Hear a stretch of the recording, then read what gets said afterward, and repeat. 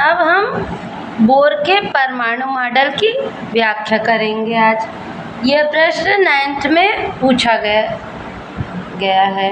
तो इसका उत्तर सबसे पहले तो मॉडल में इलेक्ट्रॉन किस तरह नाभिक में घूमता है ये समझ लेते हैं। तो कोई भी परमाणु मॉडल है, जैसे कोई परमाणु, उसमें इसमें क्या होता है, प्लस और माइनस चार्ज होता है, प्रोटॉन और न्यूट्रॉन होते हैं। ठीक है, नाभिक में ये क्या है, नाभिक।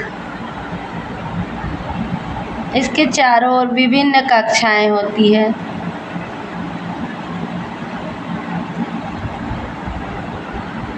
जिन पर इलेक्ट्रॉन घूमते हैं। ठीक है, तो ये कक्षाएं के, एल, एम और इससे भी आगे एन इस तरह से होती हैं। ठीक है, जिन पर इलेक्ट्रॉन घूमते रहता है और इन्हें स्थायी कक्षाएं कहते हैं, जिसमें इलेक्ट्रॉन के घूमने से उनकी ऊर्जा हानि नहीं होती है। इन स्थायी कक्षाओं को 1, 2, 3, 4 या KLMN से दर्शाते हैं। ठीक है, तो सबसे पहले तो इतना लिख लेते हैं, बोर का परमाणु मॉडल। फर्स्ट, इलेक्ट्रॉन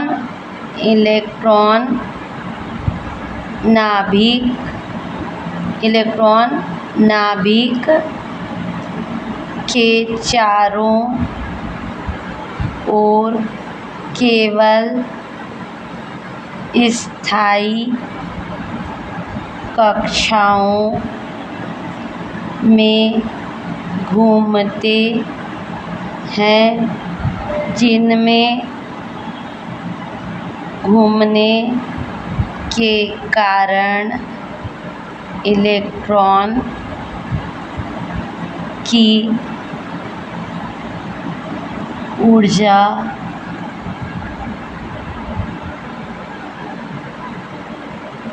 हानि नहीं होती है। ठीक है, इन स्थायी कक्षाओं को n बराबर 1, 2, 3 एक्स्ट्रा अथवा K, L, M, N capital रहेगा, है ना, आदि कहते हैं।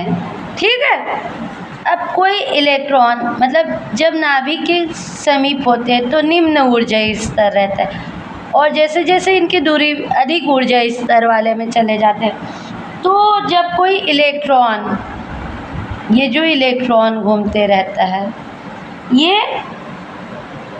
अधिक ऊर्जा स्तर वाले से कम ऊर्जा स्तर वाले में आता है, तो क्या होता है, इलेक्ट्रॉन की ऊर्जा में अंतर आता है, जो कि फोटॉन के रूप में उत्सर्जित होती है।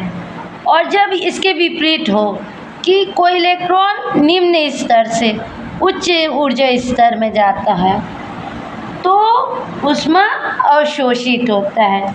इसमें क्या होता है, ऊष्मा का उत्सर्जन होता है और इसमें अवशोषण। ठीक है, तो दूसरा पॉइंट क्या आएगा हमारा, जब कोई इलेक्ट्रॉन अधिक ऊर्जा स्तर से निम्न ऊर्जा स्तर में आता है, तो यह ऊर्जा अंतर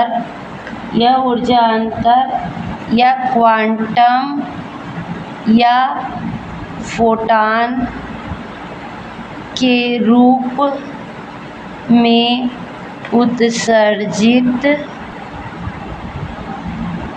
फोटॉन के रूप में उत्सर्जित होती है, परंतु यदि यह इलेक्ट्रॉन निम्न ऊर्जा स्तर से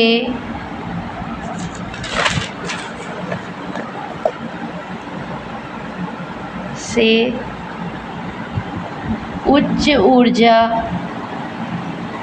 स्तर में जाता है तो इलेक्ट्रॉन की ऊर्जा मतलब क्वांटम अथवा फोटॉन का अवशोषण होता है। ठीक है, तो दो बात हो गई बोर के परमाणु मॉडल की। और तीसरी बात है